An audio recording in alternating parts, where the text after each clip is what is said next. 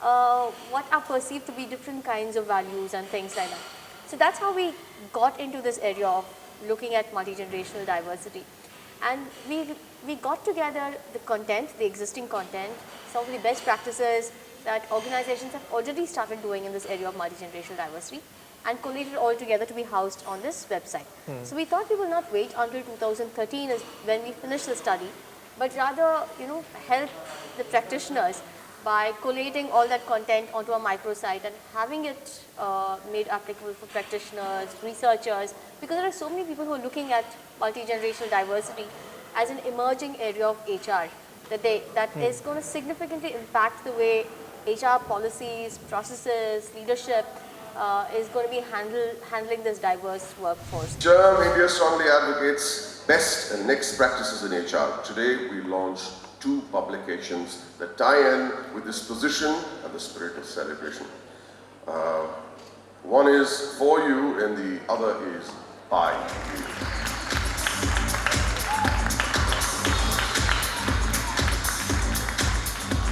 Yeah, let's hear it, come on.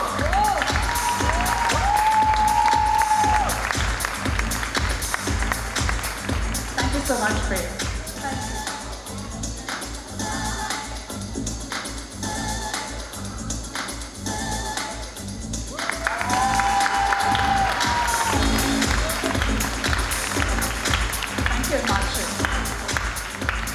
Nina, talk to us about the first publication. Yes, in these publications, we have 2 of them. We really focused on creating content which was customized to the India context and therefore very relevant to practitioners in India. In SHRM, we both focus on current challenges as well as the future challenges that practitioners would face. The first publication, which is called Best Workplaces, is really about 8 case studies, in-depth case studies that we developed around 3 strategic themes. They are really tracing the context, the challenges that these companies face, the learnings from these, and the implications for the HR profession. All right, now let's focus on the second publication. I believe it's much more forward-looking. Yes, the second publication was really very creative in conceptualization, because we actually looked at 3 different scenarios where we felt HR professionals would probably have to face it in sometime in the future, if not immediately. So one was a situation where you had a completely virtual office and nobody ever came to work. So how would you manage things like workplace flexibility and issues around it? The second scenario was about automation. So you have robos in the organization, and they are in some ways also contributing and creating stress for the other employees who kind of also need to be energized and engaged. And the third was really about biotechnology coming to fruition in an organization, and therefore you have these superhuman beings and the normal human beings, and so suddenly HR professionals have to deal with a different set of challenges. Maybe the issues of diversity and differentiation, discrimination are the same. And we therefore posed the problem to people. So there was a competition that we ran, and we said in 150 words, for each of these, what would you suggest as a solution? We got a rave response. Around 500 people responded to us, and we shortlisted the best entries. We also, asked experts what they thought would be the best solution. We compiled all of that in what's called Future Bites publication. So that's another, different way of getting HR professions to think about the future even now.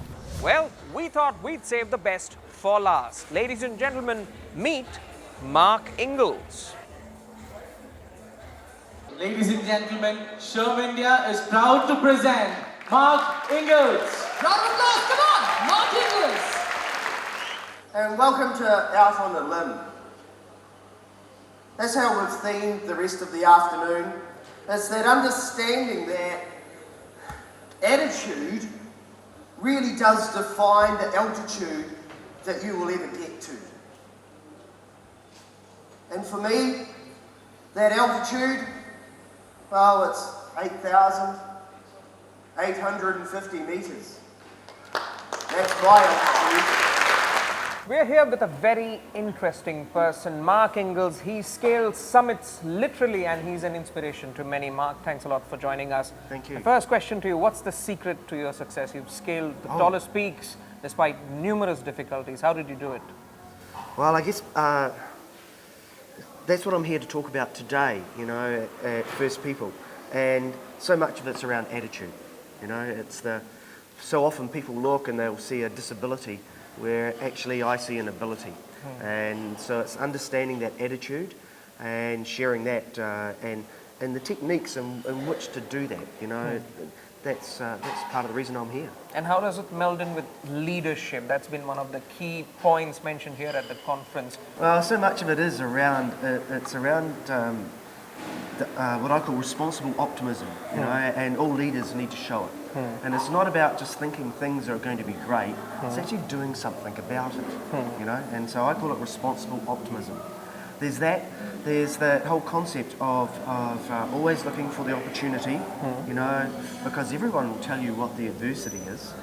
And then from there, it's building, it's looking at your team and making sure that they all have the same vision that you have. They have the passion, but they also have the commitment. And that's what great leaders do. Great leaders inspire those things. You know, and it's that real difference between leadership and management. You know, management is putting all the blocks in place, but leadership is giving people the attitude to actually use them. But can these be taught, or is it necessary that you have to go through many experiences as you have to actually imbibe the values that you're talking about?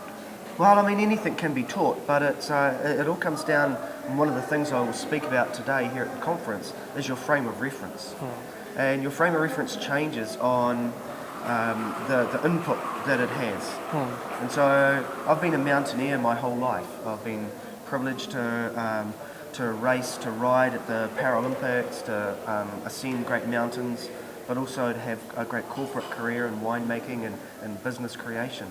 And that all adds to that frame of reference, and yes, it does make it easier to see those things. And so I think the real challenge is to get people to stand outside of themselves and look in and get a fresh perspective. And that's, so often we get so tied up and so busy in the nuts and bolts of doing our daily lives, our daily job, that we forget or we haven't been taught the skills to stand outside. And that's See the one of woods for the trees. Yeah, it is. I think one of the critical elements in allowing me to do the things I've done, which are things that other people said were impossible, has really been that ability to stand outside and see yourself from the outside. And that gives you a great perspective, and it allows you to put your foot on the accelerator of life. And with that, we conclude the coverage of SHRM India First People Unconference here in Goa. We hope you have enjoyed this special presentation.